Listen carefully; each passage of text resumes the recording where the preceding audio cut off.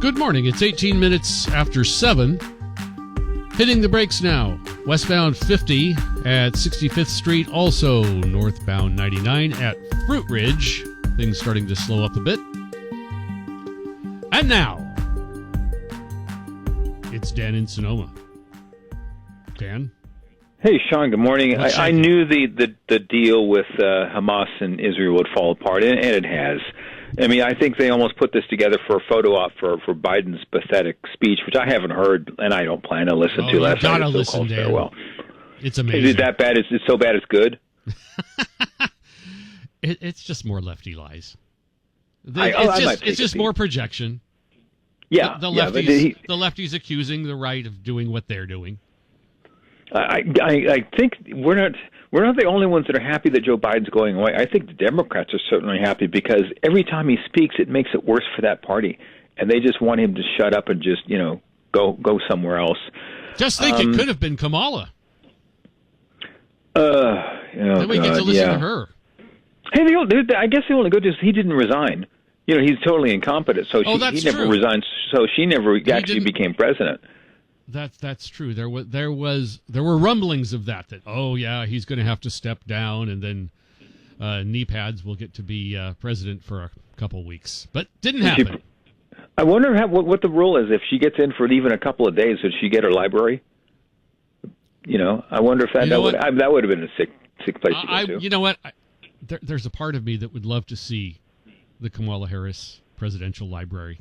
What would be there? It would be comical. It'd be like going to Disneyland or something. Oh, you're going to get me in trouble by answering that question. You've been in trouble, Dan. Come on. No, switching gears here to the recall. According to Evan Simon on California Globe, the Karen Bass, so-called mayor of Los Angeles, recall is up and running, and that's underway. I have no word on Newsom, although I'm certain that's underway as well. But, I don't know. Forgive me if I mentioned this before. I'm going to mention it again. If he isn't recalled, what's going to happen is shortly after the fires are put out, and they will be put out at some point, the rewriting of history will begin. They'll try to make it seem like they expressed after the pandemic, if we didn't take the actions we did, things would have gotten much worse. And that's what they said, and they're sticking to that, and they would say the same thing about this fire. That would be like the Dallas Police Department trying to take credit for the Kennedy assassination. Yes. If we hadn't been there, things would have been worse. Yeah, they could have got all kinds of people. Yeah, right, exactly. Guys. Very funny. Very funny. Well, and having said that, I'm looking at this story on CBS News this morning. CBS News is doing a timeline. It's written by Julia Ingram, Rona Tarrant, and Joanne Stocker. I'm certain these are all hardcore leftists that work for. They're all women, and there's a lot of leftist women that work for CBS News. And what I take away from this story, they're doing a timeline from when she went to Ghana and when she came back. And this looks and sounds like a sympathetic piece, like, oh, she was on top of things. Oh, she was in communication. Oh, she left at a certain time. Again, this is a complete rewriting of history right before our eyes. I don't think this is going to save her.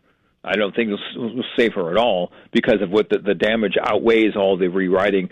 But, again, months down the road, there will be some effort, assuming they survive the recall. But I keep pushing the Republican Party. I call them yet again. I get nothing, just their answering machine. They don't call back. This is a golden opportunity to get rid of two very evil people, and I just don't want that opportunity going to waste. Leave it to Newsom to try to take credit for a disaster. I love seeing him scared and running around. He looks like a weasel that somebody stepped on his tail. That, Dan, is because he is a weasel. Yes, he is, and we're being very kind right now. Yes. Yes. And my apologies to all weasels throughout the world. I've checked. There aren't that many weasels listening right now. That surprises me. I thought we had a good take on the weasel community. No. Most of the weasels we found are actually Yankee fans. Oh, that explains a lot. They like to interfere with players on the field when they're. Oh, that explains a lot. That's what happens. Oh man, you had to bring me down with the Yankee fan thing. Wow. Usually I bring you down. You brought me down this morning. Well, wow. That's a first. It's the first. I'm smiling now. Dan? All right, bud. Yes, sir. Have a splendid day. You too. I'll talk to you tomorrow. Take care. 7:23.